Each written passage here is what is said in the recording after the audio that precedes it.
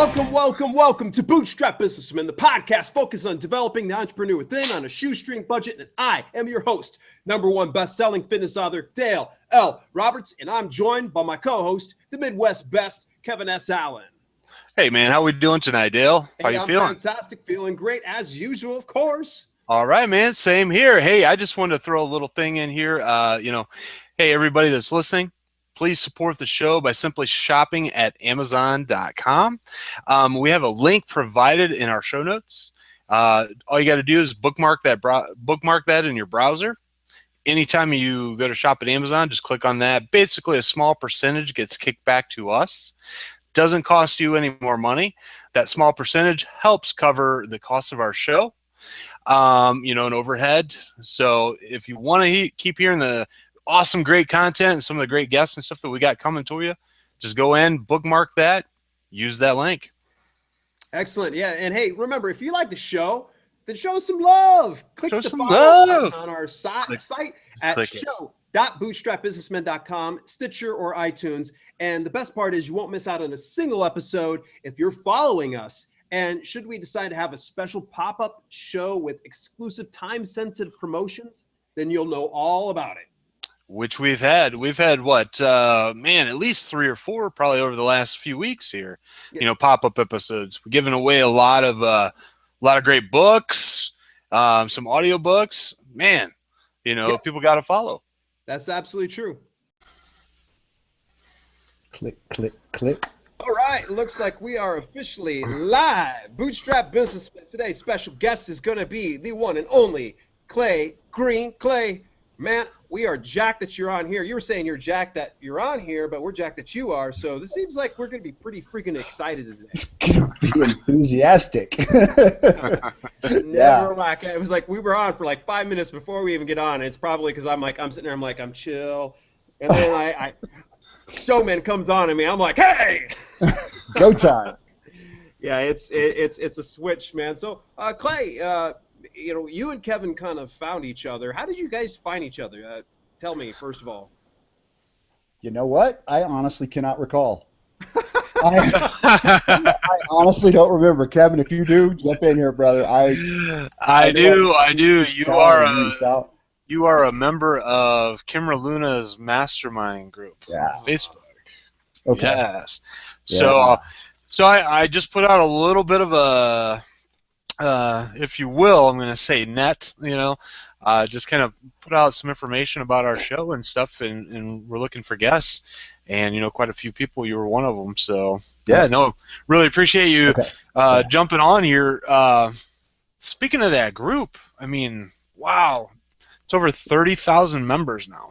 I know, and when I joined, it was like 24,000, and it feels like it was like 20 minutes ago. It wasn't a month ago. I know that. No, it's insane. She's growing like crazy. Yeah. It just goes to show, man. Just put yourself out there and do the right things, I think, and take the right steps, and your audience, your tribe will find you. Yeah. It's tremendous. So, all right, well, hey, before we go too far off, and it's going to rabbit trail quite a bit, and Clay, please, we want this show to be kind of about you. So really, we'd love to, first of all, know about you. So tell us a little bit about yourself. It's an interesting question. It's a long distinguished story. I see we're all about the same age here. And I guess I started my adventure in Alabama high school. I say that because hopefully everybody's seen Forrest Gump. It's not the best education you can hope for, right? Alabama high school. I've got a really good story about one of the best jokes that was ever made on me based on that in a classroom with a student once. But maybe we'll save that for later. Maybe I went from there into the U.S. Navy, and I became a nuclear reactor operator. Wow. And that kind of blew my mind. Like I went from Alabama high school to subatomic physics, particle physics, all this stuff, and systems, and it was just crazy. I not only, though, here's the cool part, not only did I get through the school, which half the people rock out of, I got through the school and they picked me up as a staff pickup as instructor. So I got to stay on shore duty and a land-based prototype for about 2.5, 3 years for the first tour of duty instead of going straight to sea. That gave me my son, that gave me a lot of things. And another thing it gave me was my first real taste of professional adult training. And that's what I've been doing for about the last 25 years. I left the Navy after 6 years or so, and I got out and went to work in the semiconductor industry. I was a trainer for a company that sold machines to Intel and other companies like Intel, and then I've worked for Intel, and I've worked for those other companies. And that's one of those things, bouncing around a few times. Like the longest I was in one role, I believe, was actually like 6 years. But I found out that I'm a pretty dang good adult trainer. So in those years, I jumped into a couple other things which were physical. Snowboarding. Fell in love with snowboarding. I was a snowboard coach for a couple years, and that got me into the body.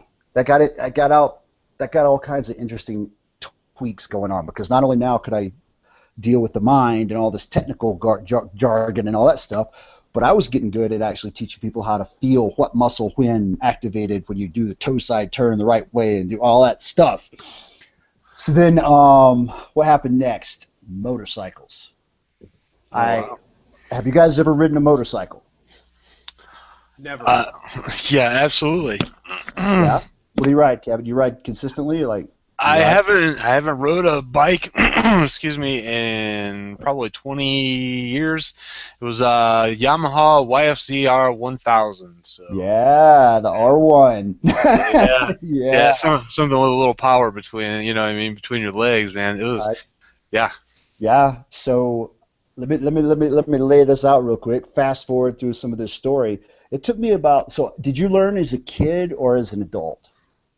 To ride a motorcycle? Yeah. I had dirt bikes and mini bikes and all that stuff growing up, so yeah, it was kind of a natural progression. So you're one of those guys. I was a little different. I rode a dirt bike a couple times when I was a kid, but I didn't really ride, really. And then, so when I was 30 years old, I started riding a sport bike. I had a VFR, a Honda VFR at first, 800, and then for a couple years, I bounced that thing up and down the Santa Clara Mountains trying to learn how to ride.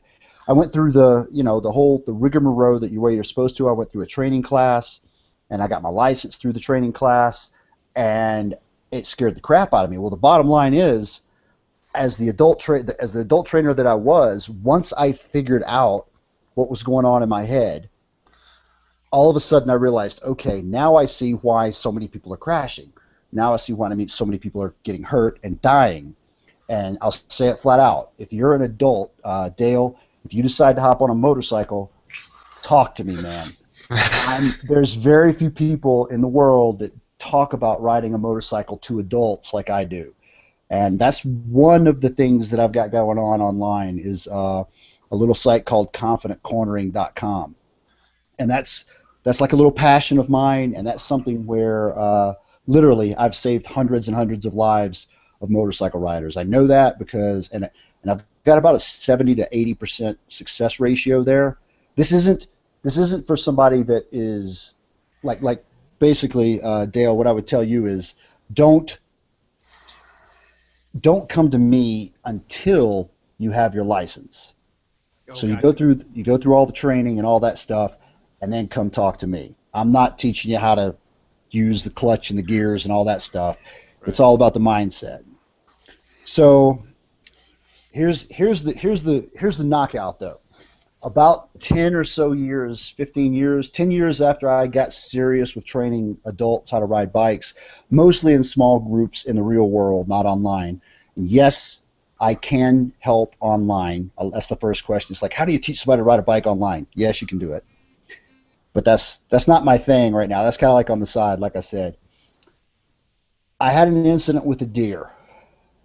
I was riding. I'm not going to actually. I'm going to suggest the speed that I was riding. This is Kevin. This is a Gixxer 1000, right? So it was an 06 Gixxer 1000, and it was about 2.5, 3 years ago, and I was going pretty fast, roughly 85 miles an hour, and wow. All of a sudden I was getting ready for a right-hand turn, and I was off. You know, I wasn't hanging. My knee was grabbed on the tank. I'd learned that. So I was holding on the tank. I wasn't even thinking about dragging my knee on the street. And right there, man, literally this far in front of my face, deer eye. It was coming completely perpendicular, and it hit. I felt it break. I felt its neck break. Like we can go into the gory details of this, but I'm going to fast forward a little bit. Long story short, yeah. Oh, I'm sorry, I didn't tell you. I did not crash. What? How did you manage to, first of all, not only just hit a deer, but kill it, but in the same instance, you didn't crash? Well, that's the point of why I guess I'm on this show. Okay. Basically, I'll tell you guys the whole story if you want me to. Please do. Yeah. We got a whole hour, man. So an hour? Yes, sir. there's people listening probably like right now. They're going, what? Okay, we got to hear this. It's like it's really out there, man. So Clay, man, don't hold back. All right, so what I've done is I've taken this story and I've taken what I learned from it and I've built Get It Done 101. Okay. And Get It Done 101 is about helping people that are stuck, that are not taking action. They know what action they should take, but they're not taking that action. Because what I learned because I didn't crash is how this works. How this thing works, this brain thing. All right, so there's two versions of this story. Have you guys ever heard a cop or a police officer say something along the lines of eyewitnesses are not good evidence? Yes. Right? Because you got two eyewitnesses, they're going to see two different things, right? Yeah. That's what happened to me. I remember a lot of stuff happening. Then when I went back and looked at the situation, so much more stuff happened. So much more stuff happened. And my brain did not perceive it. So I'll walk through it. I'll give you the exact details. Sure. So the first version is what I perceived. And I remember this to this day like nobody's business. And the long bottom line of it, Kevin, you know, I wasn't a dirt bike rider when I was a kid. You probably have skills way beyond mine, even though you haven't ridden in 20 years. Your throttle control, your abilities on a motorcycle probably far exceed mine. It's not because I was a good motorcycle rider or am a good motorcycle rider. It's because I was in a state of flow. I was in a deep state of flow. So here's what happened. I come out of a left-hand turn and I look down, and the speedometer was a little higher than I wanted it to be. I thought, I know the road, everything's great, I know this road, and I know how fast I want to be going at the exit of the next turn. So I looked at my speed and I said, I'm going to slow down just a little bit. That's how I know how approximately fast I was going. Saying that for any police officers that might be listening. All right, anyway. So, there I am hanging out, and again, I'm looking where I want to go, and here's the first lesson, man. Here's the first lesson. I was going home. I have a gorgeous girlfriend. If you guys haven't seen her, she's incredible. Her name is Tara Housie. She has the Radiant Goddess Collective. There's a whole story there, but I was going on a date with her that night, right? But that's not what I was thinking about. I was thinking about that white line. I was about this far from the white line, right? I was right next to the white line with my tires. I was looking at the white line. I'd picked the little spot that I was going to do my little turn in, and I was getting ready to roll on the throttle, and I was looking at that white line. Everything was perfect. Deer eye. Oh, shit. That's what I thought. And then I thought, white line. White line, white line. I felt its neck break.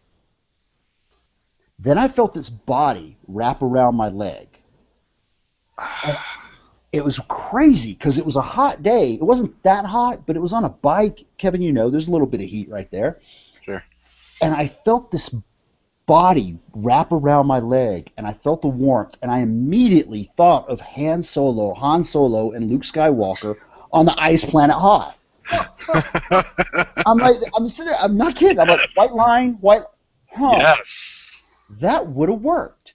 Like, cutting that creature open. That was I can't remember what it was called, but they cut that thing open and they climb in. That would have worked. Okay. White line, antler. All of a sudden, I saw a deer antler, and I thought I decapitated it. I do not want the deer head to get into my front wheel. If the deer head gets in my front wheel, I'm tumbling. Mm-hmm. I should stop it. I reached up with my left hand and I caught the antler. And I said, and I thought, and it's vivid to this point, man. I do not want to see all that gory stuff. So I held it down low and I kept thinking, white line, looking where I wanted to go. I got around the turn and I was like, I didn't crash. I didn't effing crash. I started to throw the deer head away, and I realized it wasn't the deer head. It was my front fairing. My mirror was attacked. My mirror is what I saw and what I caught. Now, okay, so let's just stop there. So I stopped the bike. I thought at that point, I thought, okay, hang on, wait. I don't want to throw this away because if I throw it away, I might need some parts to rebuild my bike as a street fighter, right? So I stopped the bike, kickstand, check the kickstand twice every time, right, Kevin? Kickstand. Get off the bike. I swear, I jumped up and down 10 or 15 times, screaming at the top of my lungs, I didn't effing crash. Grab my iPhone. Now, at this point, I've been teaching newbies a decade, right? Roughly. I think 10 or 11, 12 years, something like that. 10 plus years. I go back to look at what happened. And as I'm walking, it was maybe a quarter mile, maybe 300 yards, something like that from where it happened. This is the only one car passed. It was a deserted road, so I wasn't going too crazy. So I go back and I start checking out the crash scene. No crash, I didn't crash, but you know what I'm saying, right? The impact scene. Right. I look at it and I realize, wait a second, how'd this happen? So here's what really happened. As soon as he died, when she died, her mass just kept going to the right, to the left. That caused my front wheel to immediately turn this way as far as it could. It turned all the way to the right. Now what that caused to happen is it caused my bike to jump. Uh-oh, you guys there? I feel like we lost you. No, you're good. Yeah, no, we're here.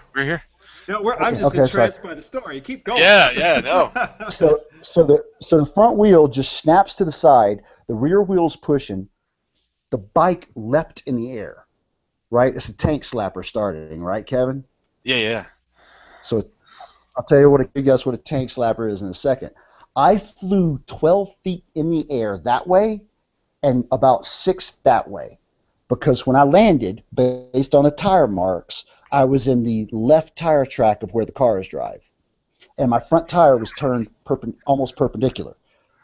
Because the way a motorcycle works is that front wheel, it wants to point straight. So if it's pointing this way, it's going to try and straighten up.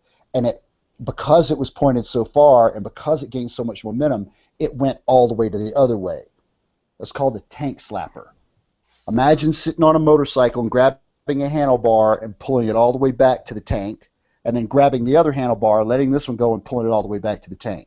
Mm-hmm. Kevin, I counted them, and I have a photograph of it. I did 6 tank slappers. Oh my gosh. So here's the gotcha. I didn't perceive that. I didn't perceive a Gixxer 1000. This is not a freaking dirt bike.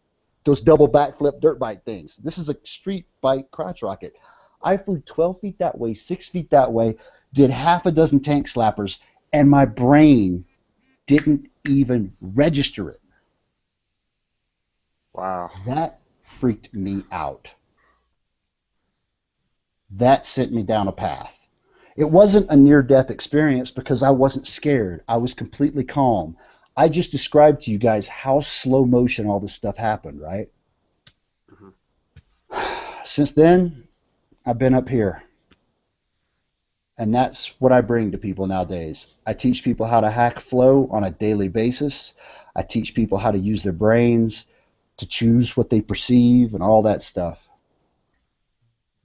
Wow, wow, man. Bravo. You're Yeah. a master storyteller. I'm just gonna say this right now, man. That's why he's like, these guys are frozen because I'm like literally like doing this and I haven't moved one bit as I he's was like, sharing a story. man, Well, that's yeah. So there's the jaw punch that got me that kind of got me to chase my actual passion or my hobby into a career kind of thing. tremendous, tremendous. Yeah. So, give me a little bit of a rundown. You started to talk about getting it done. Tell us about, you know, what is it? Because you said hack flow. So sometimes some people don't even know what hack means because they might even associate hack to like hackers. Oh, I don't want to hack things. So it's probably a good idea that we just break it down for a little bit and talk a little bit about hacking flow and talk a little bit more about getting it done. And then, of course, we're going to want to know how did you start it and where is it at today? Okay. Awesome. So, oh wow, that's a lot of stuff. Yeah, let's just start out with let's talk about hacking flow. All right. So first off, let's define flow real quick. Okay. We have all experienced the state of flow in the zone, right? You've been in the zone playing sports, playing video games. One really awesome symptom of being in flow is you lose track of time. Mhm. So you sit down to play a video game, and all of a sudden it's 3 in the morning, or 4 in the morning, or 6 in the morning, and your alarm's going off for go to work. I don't do that anymore, but that's the thing. That's when you know you're in flow is when you lose sense of time. The other symptoms of it, there's awesome stuff. I can recommend awesome books. Book number one is The Rise of Superman, Stephen Kotler. It is incredible. It talks about how with the latest research, the last 7 years or so, with fMRI technology, the neuroscientists and all that stuff have figured out what's really going on inside the brain, and that's where we're going in a second. I'll share that with you. Okay. And he uses extreme athletes because extreme athletes literally have to put themselves into a state of flow or they're gonna freaking die. I mean, they're doing incredible crap these days, right? They're doing some amazing stuff. Yeah. So, flow. Back in the day, think about your boy Da Vinci or Beethoven or some of the greats. And when I say back in the day, I mean 15 years. They thought that the brain of all these operating and stuff, and they got all this stuff going on, and they're speaking or they're writing or performing extreme athletics. Um, the reality is they've learned the brain is actually going into a state of flow. You're super calm, you're super chilled, and there's a brain that's shut down.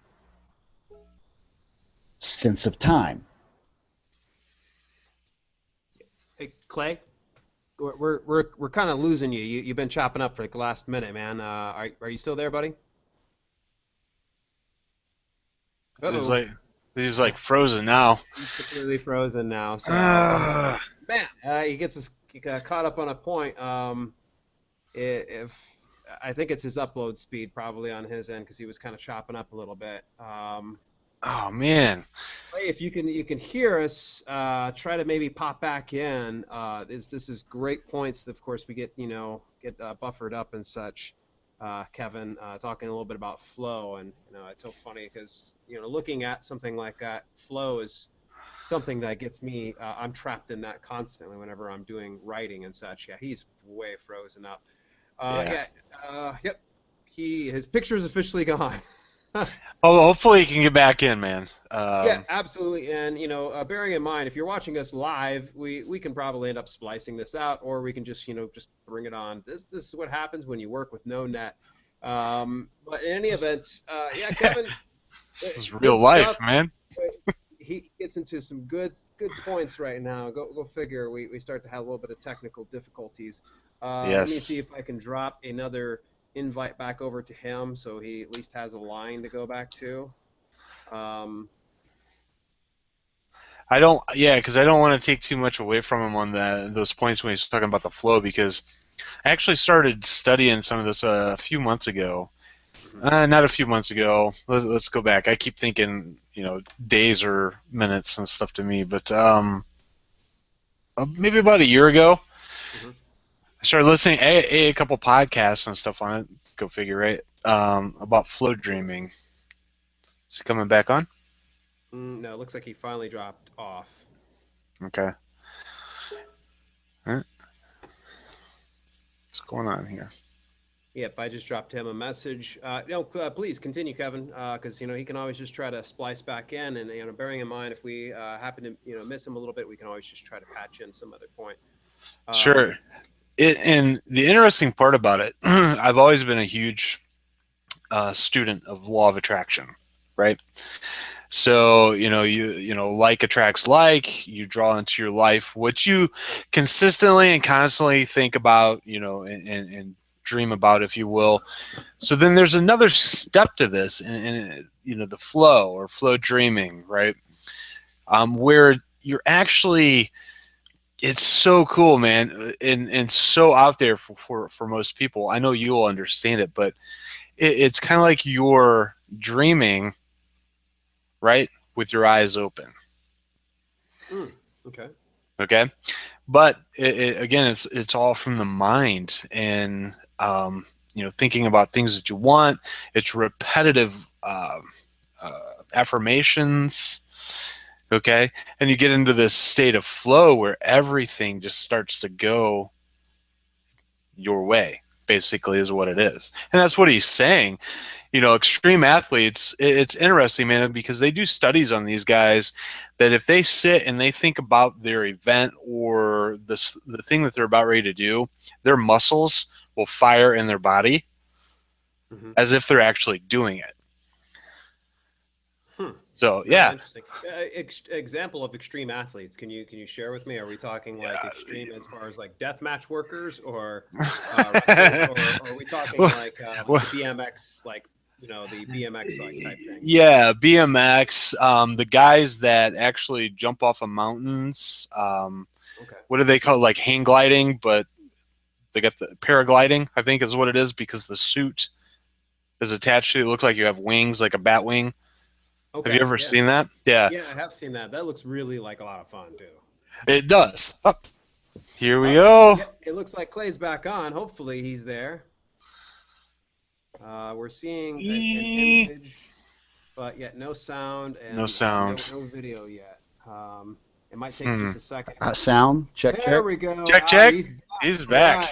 Dude, man, what's the deal? Hangout just decided they had enough of you. So in January, I live in Portland, Oregon, and in January, Tara and I decided we were going to go snowboard this winter, and so we moved to Breckenridge. And Wi-Fi in Breckenridge and the mountains is not, or the internet is not that secure. It's like, it cracks me up. I've had all kinds of problems doing meetings and stuff. So I'm sorry. I apologize. Something that really helps out, and hopefully I'll be able to give a lesson to everybody, is if you can do it, and this is something Kevin's learned the hard way, hardwire into your router or your modem, so that way there's no, because Wi-Fi will always be trumped by hardwiring. I learned it from one of these techies that came out here fixing some of my stuff, and when it comes to some of these video things, they say, Wi-Fi, it's not always reliable, and especially if you have other things, frequencies in the area, everything from a remote control to even your cell phone can create some kind of interference inside your frequency. So, hey, nerd talk for the day. I agree 100%. But Geeks. I'm staying up in Airbnbs and stuff, so it's like I can't hardwire in. Oh, shoot. all kinds of interesting stuff. But you're absolutely right. Airbnb. That is really where the everybody's going these days. My wife and I have gotten into a couple of really good ones. We went one in Chicago and went to one in Vegas more recently, and those are just tremendous. Really? How was it in Vegas? That's interesting. It was really good, and I'm going to go ahead and name drop here. Jeremy Dunn was the gentleman's name. He's actually a full-time stuntman. He owns his own business for stunt people. And we just happened to stumble on him on Airbnb. So when I met him, I was just like, dude, you're so cool. So cool. You're so cool. Yeah, it was really, really nice. His pad was just, I mean, it was pimped out. It was really nice. I came in there, I was just like, what the heck? Did MTV come in here? It's crazy. We stumbled onto an awesome place too, the one we're staying in, and I've had one bad experience, but that was just because I pulled the trigger too quick and didn't check it out very well. But yeah, and it was the people smoked there. It was a smoker's house, and I didn't realize it. Yeah, it was like sorry. It was only one night. You can dig it. Yeah. Yeah. But okay, we were on the task with talking about flow. You literally, like, right as you started talking about it, it started buffering. So you may want to kind of start all over with discussing flow, and we were going to go into talking about hacking as well. All right. So flow, state of flow is that elevated state of consciousness. It is when you lose sense of time. It is when you are operating bigger and better than you thought you could. You can't believe you sank all those threes in that game. You can't believe you sank all those eight. You ran the table at 8-ball or whatever. That's the state of flow. Now, something else I threw out there was how the brain's working when you're in a state of flow, and some of the symptoms. Your brain is actually, they found out, it is shutting down. It is powering down because back in the day, caveman days, right? Flow was when you were hunting. Flow was when you were being chased. Flow was when you were in combat with somebody else. That's when you got into the zone. Nowadays, we're not faced with those situations, but the same thing is still happening. You don't need to know what time it is. You don't need to know a lot of things that are happening. Yeah. My example, I didn't, because I inherently had learned how a motorcycle works, and part of my brain knew that as long as I stayed focused on my goal, remember I kept saying white line, white line, white line? Mm-hmm. As long as I stayed focused on my goal, it didn't matter if my handlebars were doing this. See, that's the part that blows me away. My handlebars are doing this, and I reached up and grabbed that deer antler, what I thought was a deer antler. So anyway, but my brain didn't need to perceive that, right? Mm-hmm. So that's why it kind of shut it down. All right, so to get into, there's a warning. There's a warning. There's a huge warning. Okay.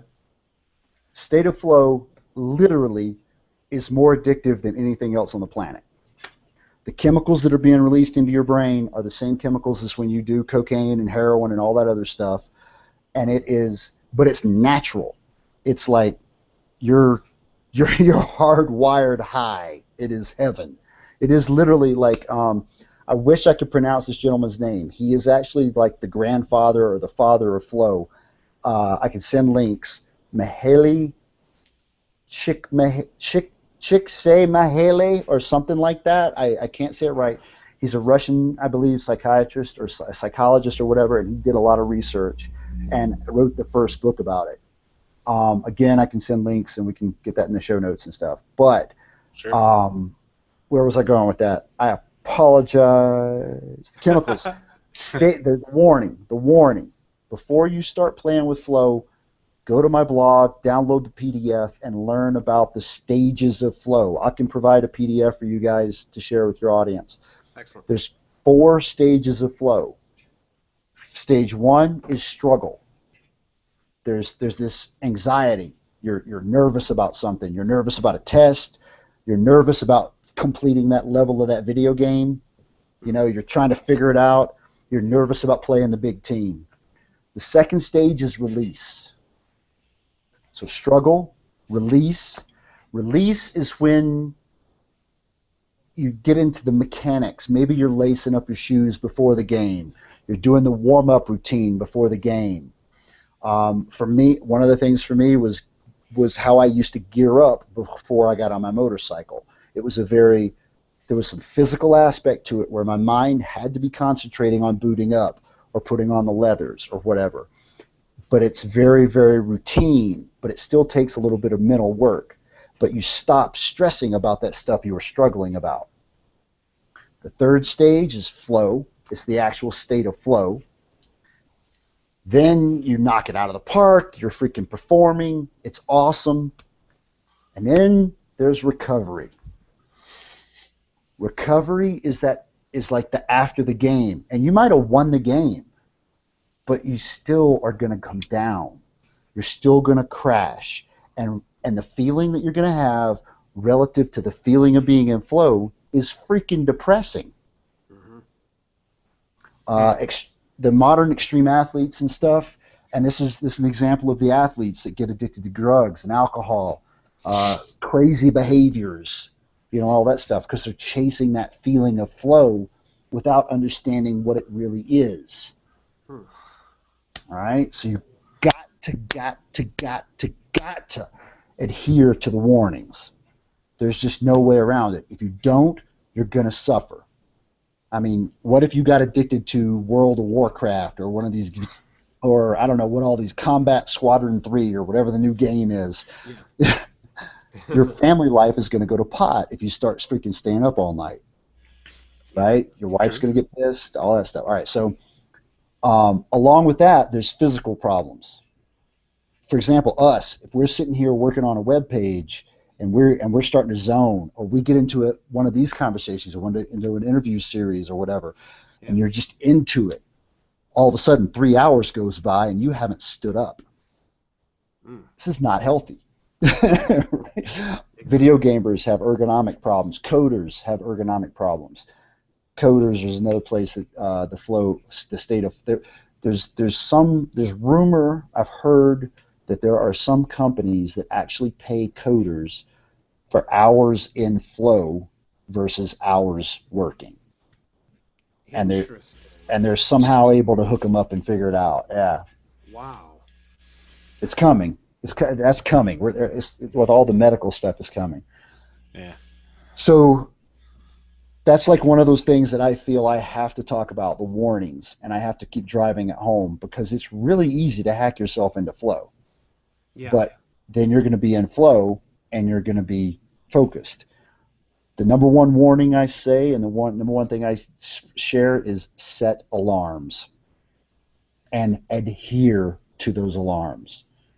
So you've probably all heard, and this is now we're kind of easing into my Get It Done program, Get It Done 101 program, and the other thing that I do, which is the high performance coaching.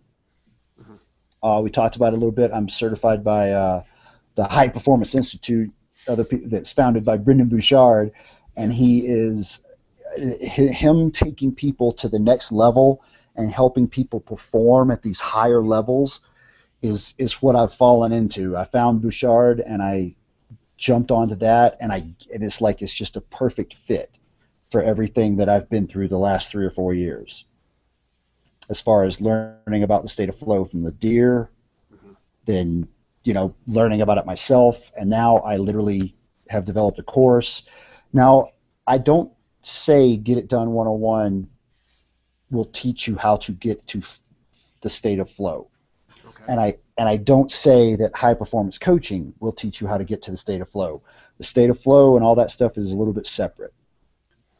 But the habits and practices that you employ to perform at higher levels, are very, very, very, very, very similar to flow hacking. Okay. Excuse me. Okay. Okay. This is wonderful. I'm getting a lot. And hopefully we can kind of double back around to Brendon Bouchard, but I know that we're going to have a lot of questions. So Kevin, I want you to go ahead and take it away. What's really interesting, Clay, is truly the avenue that you took from that experience, because honestly, a lot of people could say, I survived smashing into a deer, right? The next thing you know, they're like, I want to jump the Golden Gate Bridge. You know what I mean? So Am I right? I mean, you know. You're right. You're right. The next thing, yeah, they're stepping up their bite game. Right. Yeah. You're like, hell, I'm invincible. I can do anything. So I'm intrigued that you know you felt like, wait a minute, what just happened? And you started studying the mind. I mean, literally in that moment, that decision that you made. I mean, how did that happen? How did that decision happen versus I'm buying a Bugatti and you know what I mean? Yeah. Ducati. Whatever. The car, you know, Yeah. I'm gonna jump out the back of an airplane with a parachute. You know what I mean?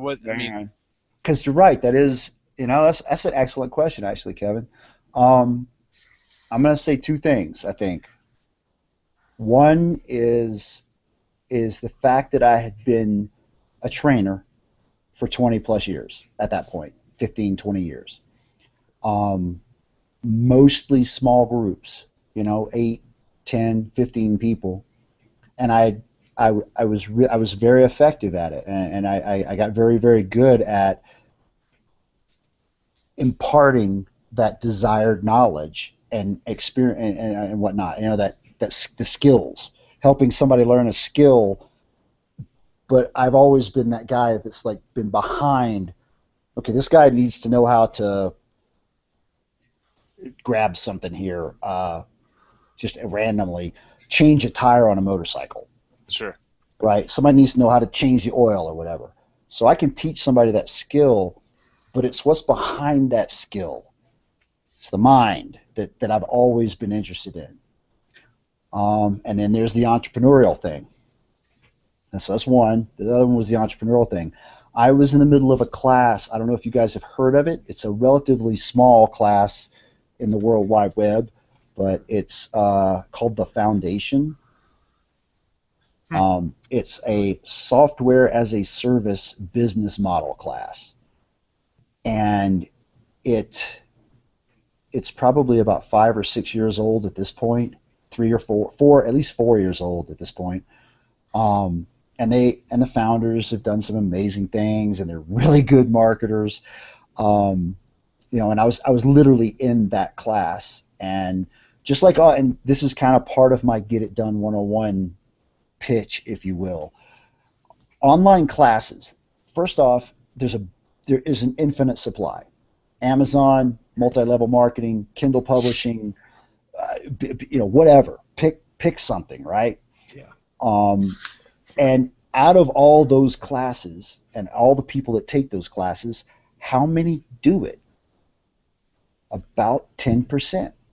Yeah. Somewhere around 10% get it done. Why?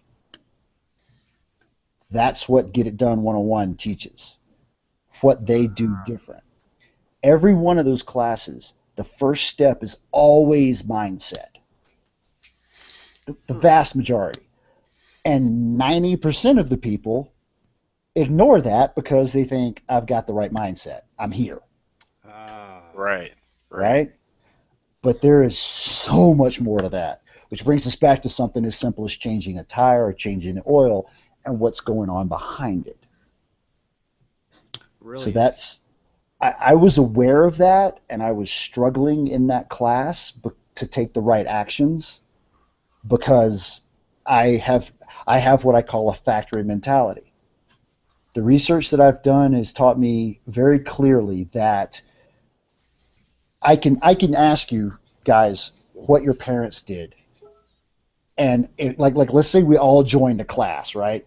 And I'll ask everybody in that class, what did your parents do when you were between 8 and 15 years old for money? That answer has the single biggest impact on who's going to make it and who's not going to make it in that class. There's other things, but that's the single biggest impact. Interesting. So please clarify just a little bit. So if that group of people that, so for instance, I could probably tell you an itemized list of everything my parents did for a living between 8 and 15 years old. Does that make me successful? that what I'm suggesting and what I've found and what all the numbers that I've put through and all the stuff that I've chewed up has told me that that has the single largest impact on whether you will or will not. It's not the deciding factor. That's not what I'm saying. That's not what I'm saying. It's just the, like if there, let's just say there was 10 people, 100 people joined the class, 10 people finished successfully. Okay. Somewhere between 6 and 8 of those people, more like 7 to 9 typically is what I find, their parents were either entrepreneurial or a preacher or some kind of leader that was a farmer, for example, who ran his own business, right? So that business, when you're a kid, what you had put in your head determines, the way that I see it now, is the synapses, the way they're connected. And I'm going to let you know, my dad literally worked in a factory, and he literally worked for the railroad. And my mom was in the office.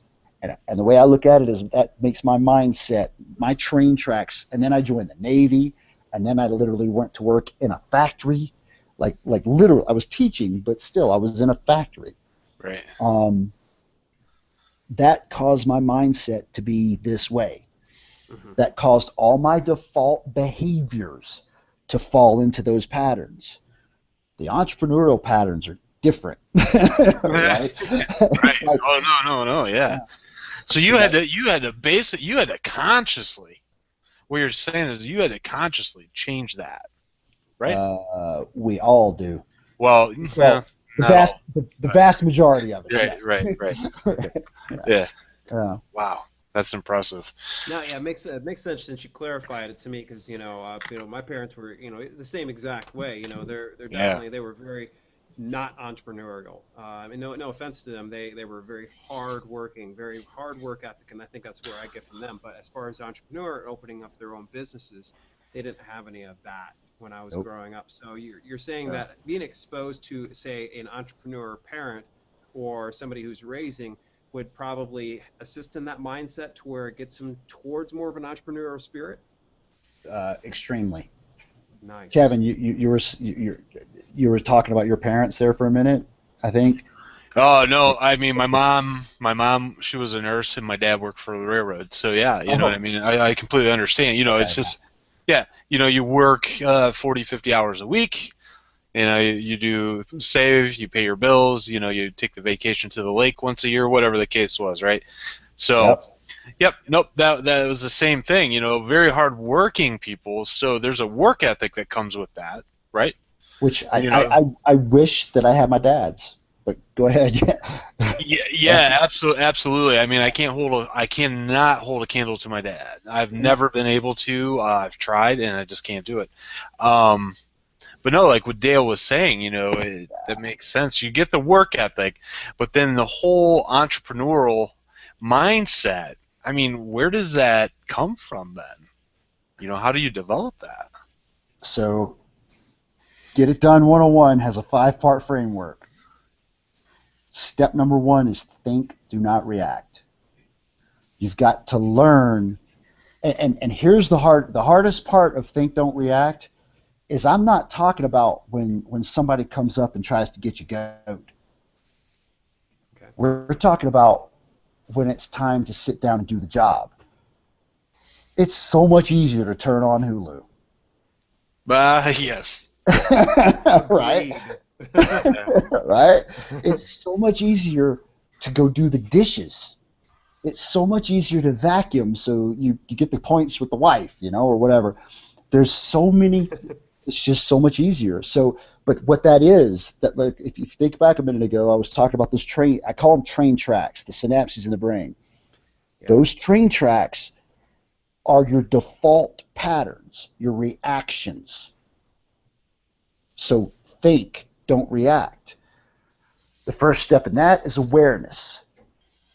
You have to be aware of how you feel and what's going on so that, like, it's time to sit down and write that blog post. It's time to send that email to that client. It's time to make that phone call. It's time. There's it's an infinite array of possibilities of the task that we're talking about. But your default reaction is to work 50 hours a week, get that paycheck. The default reactions are different. So step one is think, don't react. Learn how to decide what you want to do instead of reacting. We can take this into relationships. I help people with relationships too.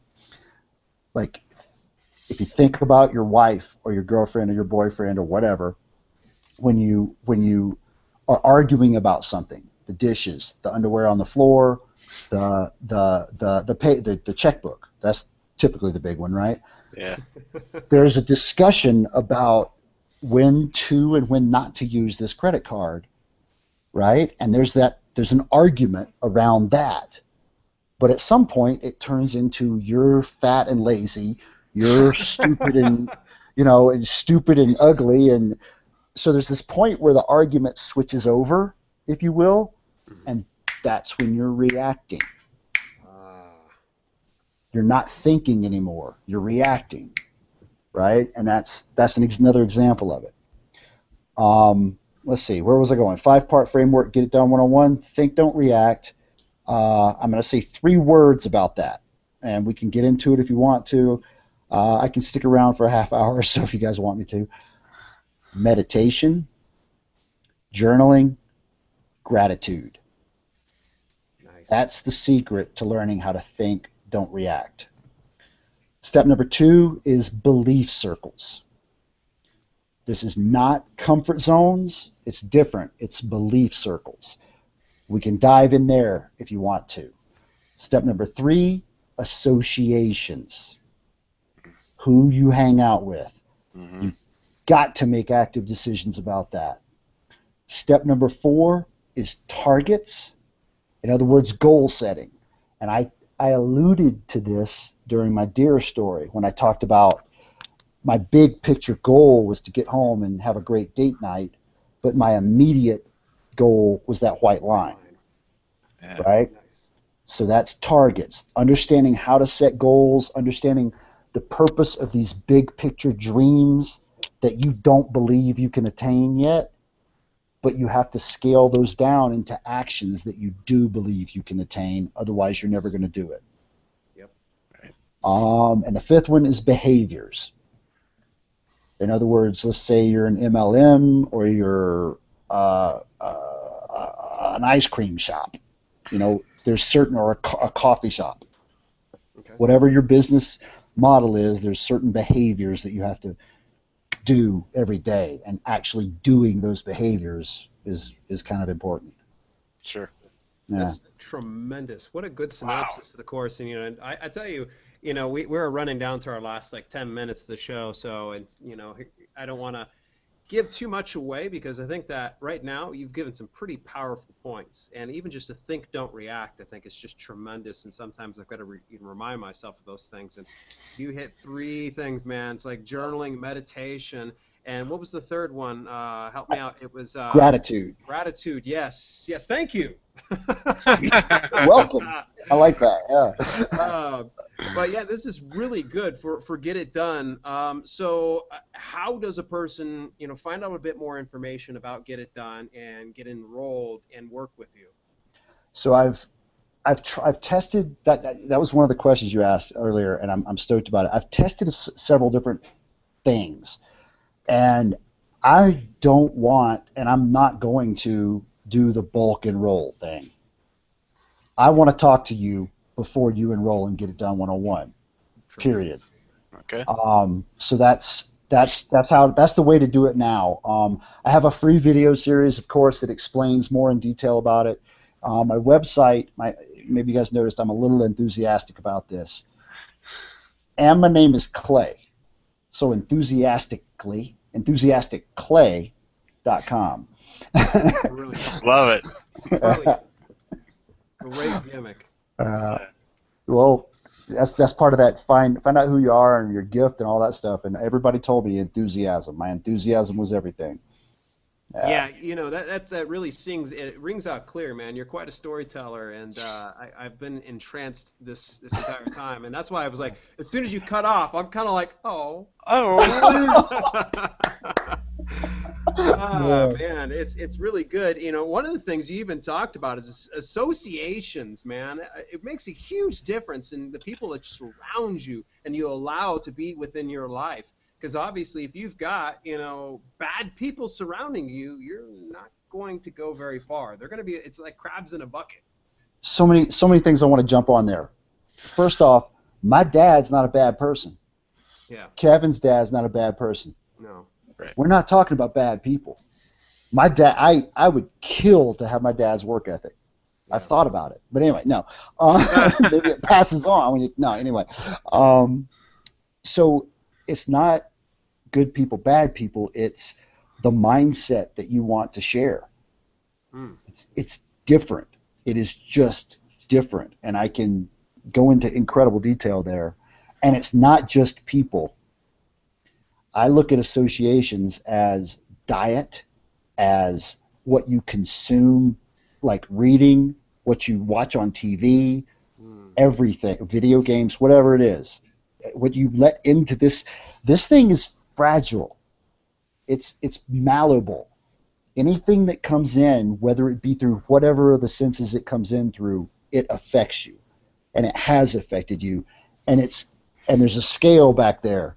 And every decision you make is measured against every experience you've ever had. Mm. Wow. So every association that you have is vital.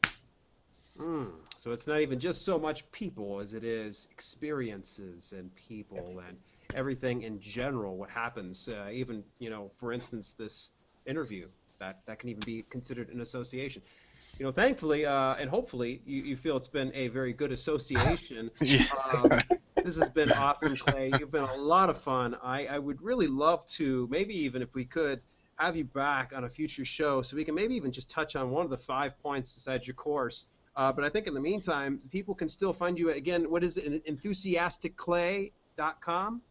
And then that's the homepage. And if you want specifically get it done / get it done with dashes. Get it done. Okay, good. I know that right now we've got your website and the show notes, and so that way anybody that wants to get a hold of you, they can go ahead and that way. So awesome, very good. Any last words at all for us, Clay?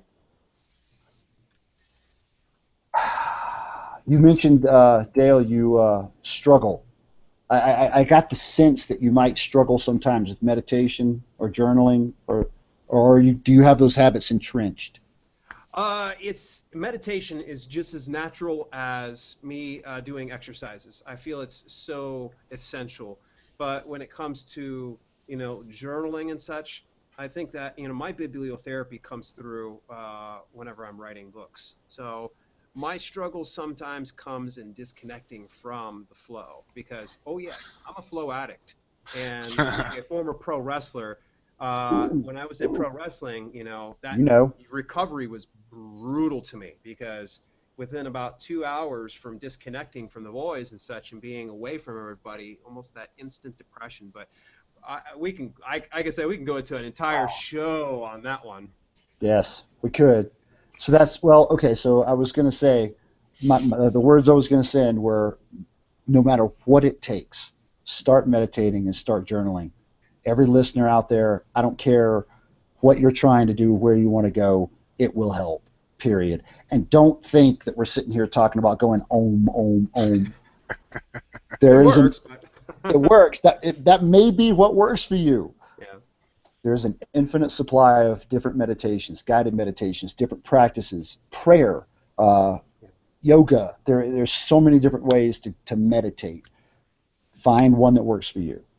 That's my biggest push. Excellent. Very good. Well, hey, I really do appreciate you coming on the show. At any rate, stick around. We're going to probably stop the broadcast, ladies and gentlemen. I really do appreciate you guys tuning in. Remember, don't forget to come over and listen to us at show.bootstrapbusinessmen.com, and that'll direct you over to our SoundCloud. And don't forget, we're also at iTunes. We're at Stitcher. Kevin, where the hell are we these days? Where are you not? Where are we not? Yeah, let's look at that. You can find us on YouTube, Bootstrap Businessmen. Just type that in. You can find us on iTunes. We're on Stitcher. SoundCloud, Facebook, Twitter, Instagram. Very good. We're everywhere, man. Everywhere, everywhere. So as a final note as well, please don't forget, guys, get a hold of Clay Green over at enthusiasticclay.com/get-it-done. Say that 10 times fast. Once again, that's enthusiasticclay.com/get-it-done. All right, folks, thanks very much for tuning in, and we'll see you on Wednesday. Just a reminder, you can support the show by simply shopping at Amazon through the link in the show description. Every time you make a purchase through the provided link, a small percentage of sales goes back to support our show and cover overhead costs. And there's no additional cost to you, and it greatly helps us out. Simply go to the link, bookmark it in your browser, and do your shopping on Amazon at no extra cost to you while you support your two favorite podcast personalities, Bootstrap Businessmen. Absolutely, Dale. And also, everybody, just as a reminder, you can follow us at Stitcher.com. Just type in Bootstrap Businessmen. It's going to, pull up all of our shows and episodes so you can listen to us there. Go to SoundCloud.com. Type in Bootstrap Businessmen. iTunes.com. And type in Bootstrap Businessmen. And you can follow us. You can download the podcast on your phone if you have an iPhone. Stitcher and SoundCloud both have an app that you can put on your phone so you never miss an episode.